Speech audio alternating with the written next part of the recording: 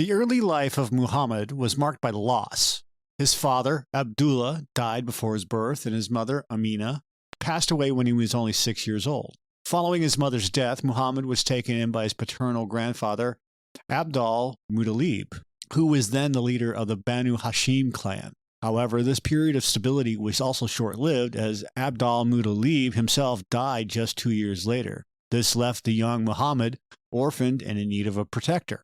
At this crucial juncture, Abu Talib, one of al-Muttalib's sons and Muhammad's paternal uncle, stepped forward to assume the responsibility of caring for his nephew. He took Muhammad into his own household, treating him as his own son. This act of familial devotion was pivotal in shaping Muhammad's early life and providing him with the stability and security he needed during a vulnerable period. Abu Talib's guardianship extended beyond simply providing food and shelter. He showered Muhammad with love, affection, and guidance, acting as a father figure in his life. He recognized early on the special qualities in Muhammad and treated him with respect and consideration. This close bond fostered a deep sense of trust and loyalty between the two, which would prove crucial in the years to come.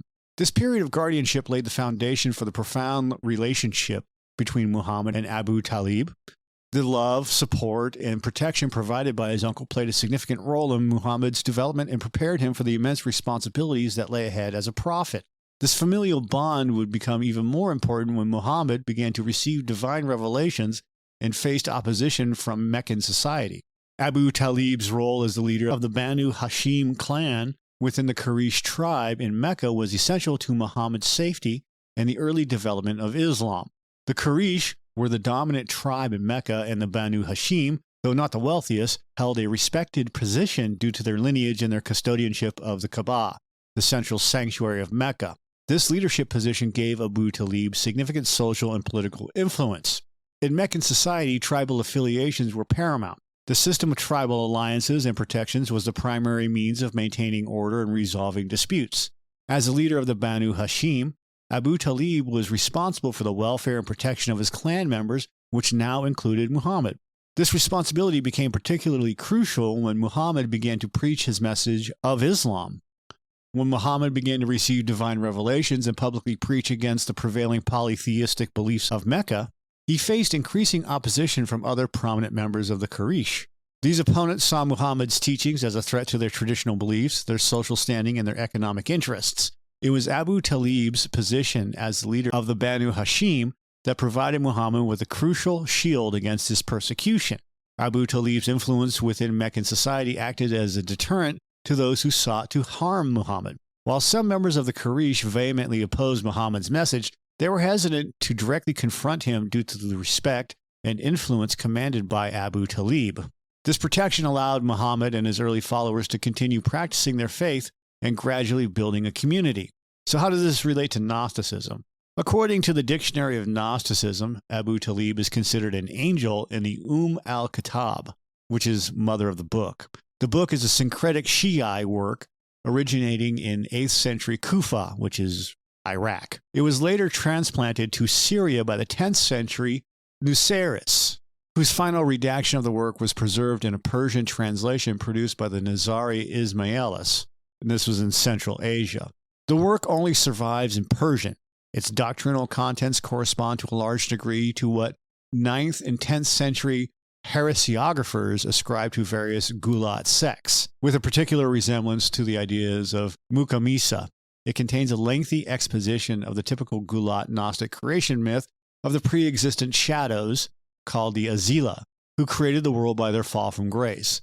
The Gulat, the translation is exaggerators or extremists, were a branch of early Shia believed in the attribution of a divine nature to the imams, metempsychosis, which is the belief that souls can migrate between different human and non-human bodies, and an emphasis on secrecy and dissociation from outsiders. Despite not publicly declaring his own acceptance of Islam during his lifetime, Abu Talib acted as a staunch defender of Muhammad against the growing opposition he faced in Mecca. He consistently used his special standing, political influence, and personal reputation to shield Muhammad from harm. This unwavering support was essential during the early years of Islam, when the Muslim community was small and vulnerable. Abu Talib faced significant pressure from other Meccan leaders to abandon his protection of Muhammad. They attempted to persuade him with offers of wealth, social status, and even threats of economic and social boycott. But Abu Talib remained steadfast in his commitment to protecting his nephew, prioritizing family loyalty and his sense of responsibility over personal gain or social acceptance. His defense of Muhammad was not merely passive. He actively confronted those who sought to harm him, using his influence within the Quraysh to diffuse potentially violent situations. He eloquently defended Muhammad's character and his right to preach his message, even when he did not personally subscribe to all of his teachings. This public defense often took the form of powerful poetry, which was a highly valued form of communication in Meccan society. Abu Talib's steadfast defense of Muhammad, despite not publicly converting to Islam, is a testament to the strength of their bond and his deep sense of honor and responsibility.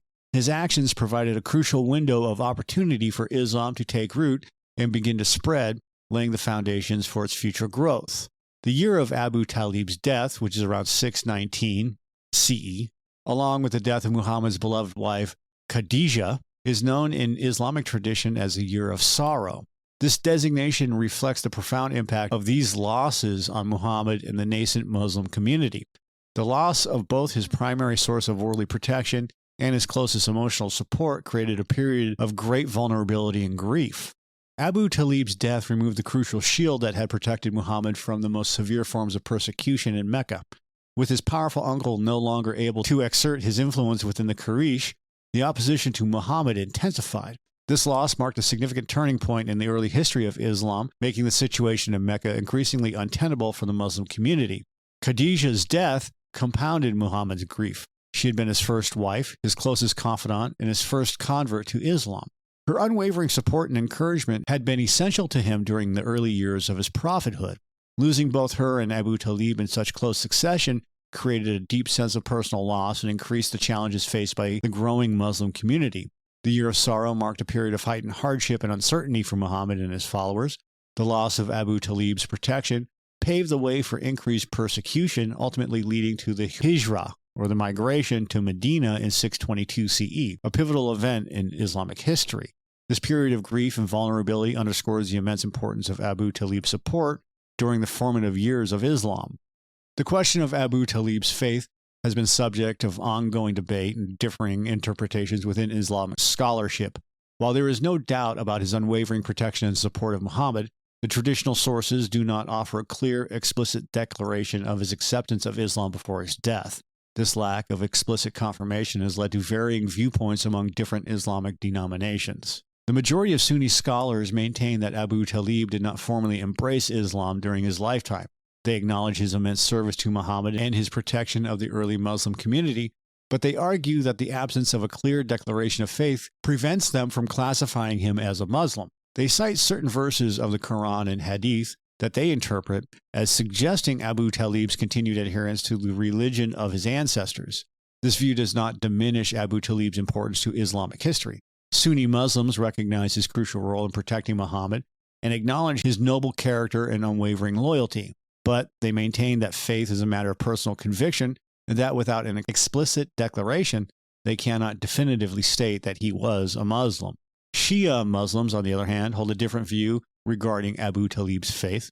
They firmly believe he was a secret Muslim who concealed his faith due to the precarious political climate in Mecca. They argue that openly declaring his conversion would have jeopardized Muhammad's safety and the survival of the nascent Muslim community. Shia scholars cite various poems and statements attributed to Abu Talib as evidence of his deep belief in Muhammad's prophethood.